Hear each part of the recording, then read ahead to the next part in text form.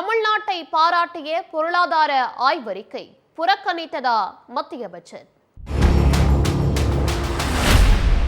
நிதியமைச்சர் நிர்மலா சீதாராமன் தாக்கல் செஞ்ச 2025-26 நிதியாண்டுக்கான மத்திய பட்ஜெட்ல தமிழ்நாட்டுக்கான எந்த ஒரு சிறப்பு திட்டங்களும் அறிவிக்கப்படல. இதனால இந்த பட்ஜெட்டை கட்சி பேதமின்றி தமிழ்நாட்டு அரசியல் கட்சி தலைவர்கள் விமர்சிச்சு வராங்க. பட்ஜெட்டுக்கு முந்தைய நாள் அதே நாடாளுமன்றத்தில் நிதியமைச்சர் நிர்மலா சீதாராமன் முன்வைத்த பொருளாதார ஆய்வறிக்கையில தமிழ்நாடு அரசு மேற்கொண்டு வரும் சில திட்டங்களை பாராட்டியிருக்காங்க. அவ்வாறு நாடாளுமன்றத்தில் முன்வைக்கப்பட்ட ஆய்வறிக்கையிலேயே தமிழ்நாட்டு திட்டங்கள் பாராட்ட பெறும்போது தமிழ்நாட்டுக்கான சிறப்பு திட்டங்களை பட்ஜெட்ல ஏன் அறிவிக்கல அப்படிங்கிற கேள்வியை எழுப்புறாங்க. தமிழ்நாட்டு திட்டங்களை பாராட்டும் பொருளாதார ஆய்வறிக்கை பட்ஜெட்டில் தமிழ்நாட்டுக்கான சிறப்பு திட்டங்கள் இடம்பெறாதது ஏன்? மத்திய பட்ஜெட் குறித்து தமிழ்நாட்டு அரசியல் கட்சி தலைவர்கள் சொல்வது என்ன? இதையெல்லாம் தான் ஸ்பாட்லைட்ல பார்க்க போறோம்.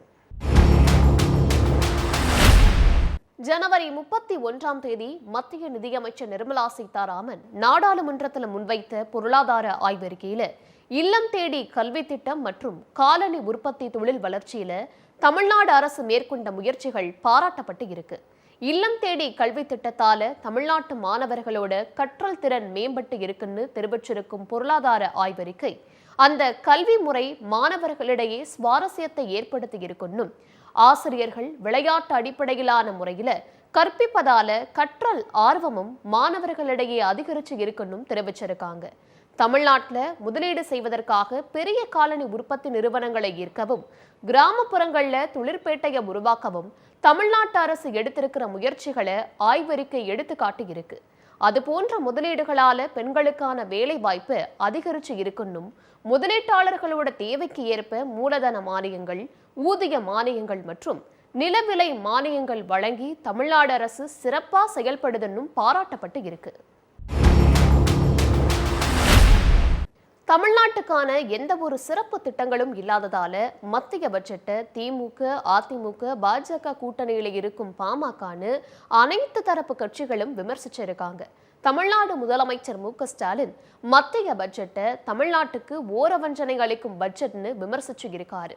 பொருளாதார ஆய்வறிக்கை, உயர்கல்வி நிறுவனங்களோட தரவரிசை அறிக்கை, நிதி ஆயோக் அறிக்கைன்னு மத்திய அரசோட எல்லா அறிக்கையிலையும் முதன்மையான இடத்தை தமிழ்நாடு பிடிக்குது. ஆனா பட்ஜெட்ல தமிழ்நாடு முழுமையா புறக்கணிக்கப்பட்டது ஏன் அப்படின்னு கேள்வி எழுப்பி இருக்காரு.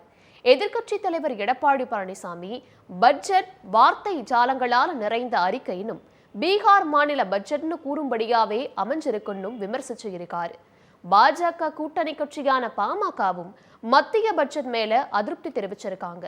பெட்ரோல், டீசல் மீது இருக்கிற மறைமுக வரிகள் குறைக்கப்படாதது வருத்தம் அளிக்குதுன்னும் தமிழ்நாட்டுக்கு எந்த ஒரு சிறப்பு திட்டங்களும் அறிவிக்கப்படாதது ஏமாற்றம் அளிச்சு இருக்குன்னும் பாமக தலைவர் அன்புமணி ராமதாஸ் தெரிவிச்சிருக்காரு. அவர்களை தவிர பிசிக, தேமுதிக, கம்யூனிஸ்ட் உள்ளிட்ட கட்சிகளும் மத்திய பட்ஜெட்டை கடுமையா விமர்சிச்சு இருக்காங்க. மத்திய பட்ஜெட்ல குறிப்பிட்ட சில மாநிலங்களுக்கு மட்டுமே சிறப்பு திட்டங்களை அறிவிச்சிருக்காங்க. இந்த ஆண்டு இறுதியில பீகார் மாநிலத்துல தேர்தல் வரதால தான் அந்த மாநிலத்துக்கு பல திட்டங்களை மத்திய அரசு அறிவிச்சிருக்கிறதா விமர்சிக்கப்படுது.